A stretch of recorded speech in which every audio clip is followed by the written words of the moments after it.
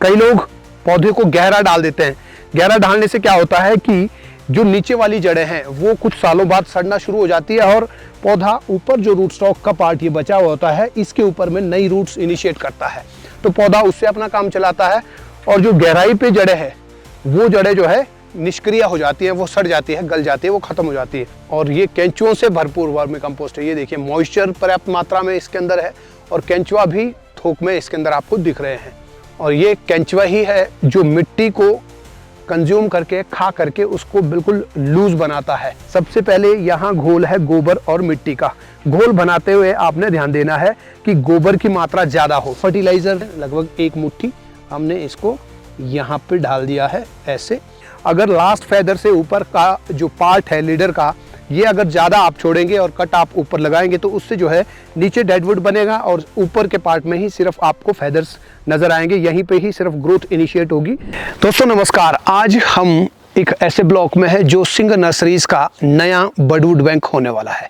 तो इस बडवुड बैंक के अंदर हम लोग जो है रेड जोना प्रिंस, शिफूजी और गाला के 3 अलग अलग स्ट्रेन्स की प्लांटेशंस यहाँ पे कर रहे हैं। लेआउट हो चुका है और हमने निशान भी लगा दिए कहाँ कहाँ पौध लगनी है। और पौधा लगाने के लिए जो बेड हमने बनाया था, बेड के सेंटर में हमने जो है एक धागा डाला, ये आप देख सकते हैं ये।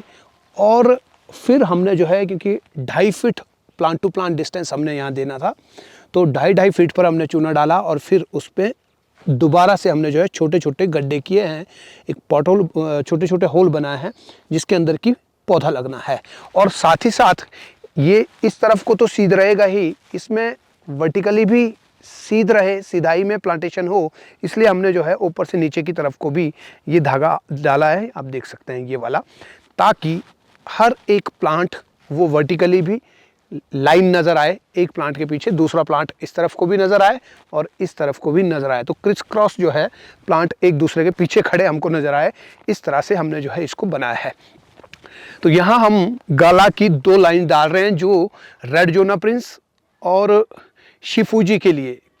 मान लो 10 साल के बाद इससे हमने फ्रूट लेना हो तो उस वक़्त ताकि शिफूजी और रेड जोना प्रिंस को पॉलिनाइज़र मिल जाए, इसलिए हमने 2 लाइन में जो गाला हम लगा रहे थे वो हम 2 लाइन लगा रहे हैं, 2 रो लगा रहे हैं और बीच में 3 रोज़ छोड़ी है हमने और फिर एक नीचे की तरफ को, एक ऊपर की तरफ को गाला, फिर उसके ऊपर आपको और 4-5 लाइन नज़र आएगी। तो लगभग सेंटर लेकर के हम चले हैं कि बराबर भाग लगभग नीचे, ऊपर और बीच में रहे।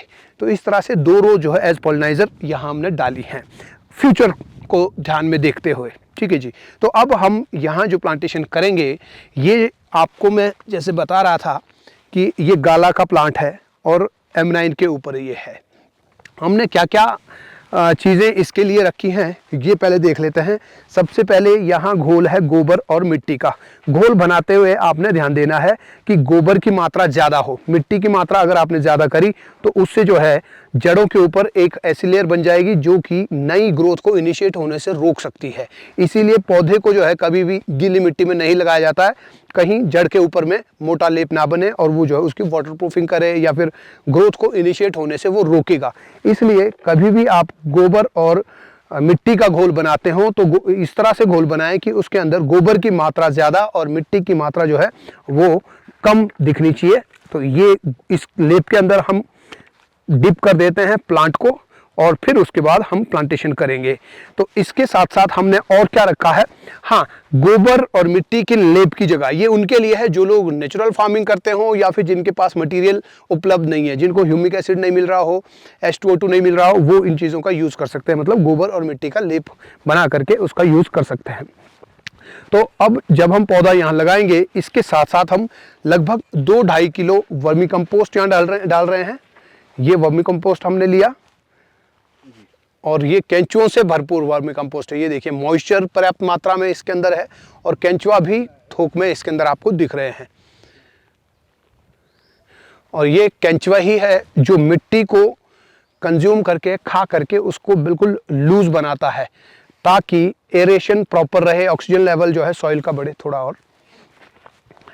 तो ये वर्मी कंपोस्ट हमने इसमें डाल दिया लगभग 2-2.5 किलो और इसमें जो है थोड़ा सा मिट्टी ऊपर से हम मिला देंगे, थोड़ी सी मिट्टी वहाँ से, और फिर उसके बाद हमने यहाँ रखा है एक फर्टिलाइज़र, और जो है 10-25 यानी 10% नाइट्रोजन इसके अंदर है, फॉस्फोरस इसके अंदर 25% है, और इसके साथ और भी कुछ ट्रेस एलिमेंट्स इसके अंदर में है, मैग्नीशियम है, मैंगनीज है, और भी एक दो चीज़ें इसके अंदर हैं। और मेनली हमें जो है, जो हमारे काम की चीज़ है वो फॉस्फोरस है, और कम मात्रा में जो नाइट्रोजन है वो भी हमारे काम की है। इसको हम लोग जो है लगभग 50 ग्राम डाल रहे हैं, लगभग एक मुट्ठी हमने इसको यहाँ पे डाल दिया है ऐसे। और अब हम जो है यहाँ प्लांट रख रहे हैं। पौधा जो है उतना ही दबाना चाहिए जितना नर्सरी में दबा हुआ था।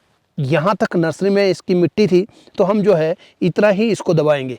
नीचे जड़ों को सीधा करें एक बार ऐसे, और नीचे आप जो है कोई ढीला भी यूज़ कर सकते हैं और जड़ों को सीधा करें, और धीरे धीरे इसमें मिट्टी डालते जाएंगे।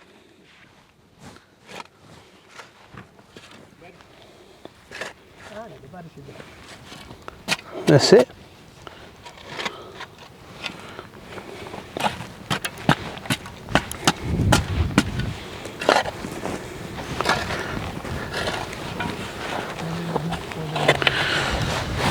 मिट्टी डालते जाएं,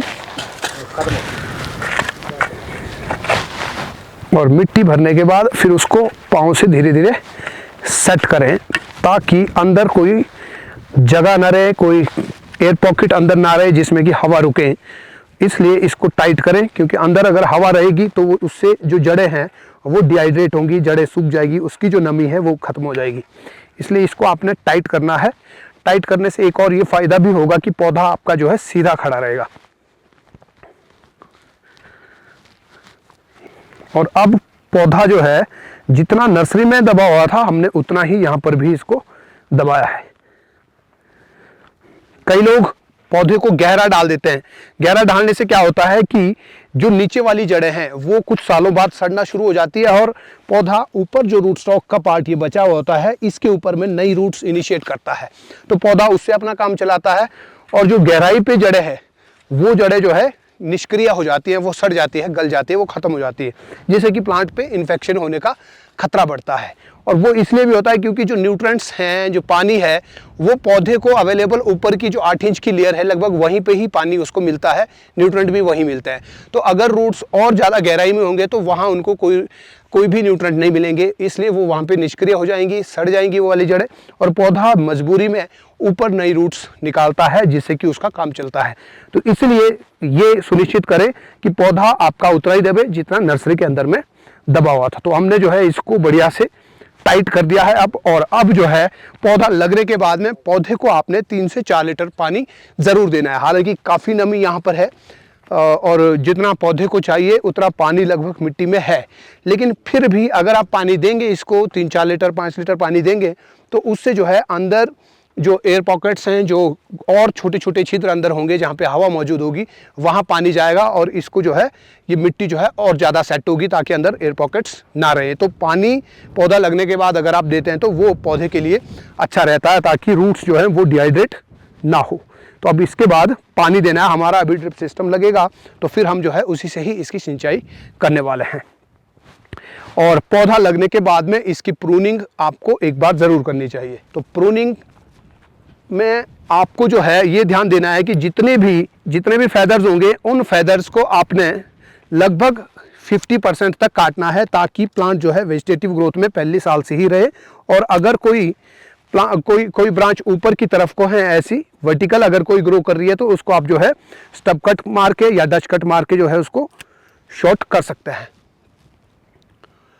और जो लीडर है, लीडर को भी काट करके आप नीचे लाएं ताकि कोई डेडवुड जो है ऊपर लीडर के ऊपर ना बने, क्योंकि अगर लास्ट फैदर से ऊपर का जो पार्ट है लीडर का ये अगर ज़्यादा आप छोड़ेंगे और कट आप ऊपर लगाएंगे तो उससे जो है नीचे डेडवुड बनेगा और ऊपर के पार्ट में ही सिर्फ आपको फैदर्स नज़र आएंगे, यहीं पे ही सिर्फ ग्रोथ इनिशिएट होगी।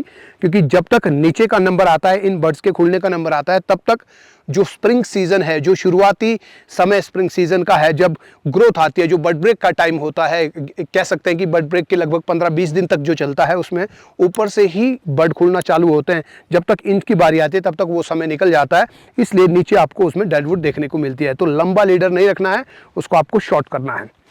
तो इस तरह से, हालांकि हमें जो है ये आपको मैं बता रहा हूँ, आपको इस तरह से प्रूनिंग करनी है हमें, क्योंकि इसको बडवुड बैक बनाना है तो हमको जो है और शॉर्ट इसको करना है, ताकि नीचे से इसमें 2-3 नए शूट्स निकले और अगली बार हमें जो है यहाँ से स्टिक्स ज़्यादा से ज़्यादा मिले।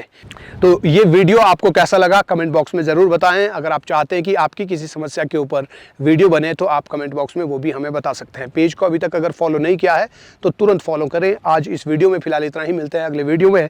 तब तक के लिए बागवानी पढ़ो फिर आगे बढ़ो। नमस्कार, जय हिंद, जय भारत। घर बैठे बागवानी से संबंधित समस्याओं का समाधान पाने के लिए खेत यारी ऐप डाउनलोड करें।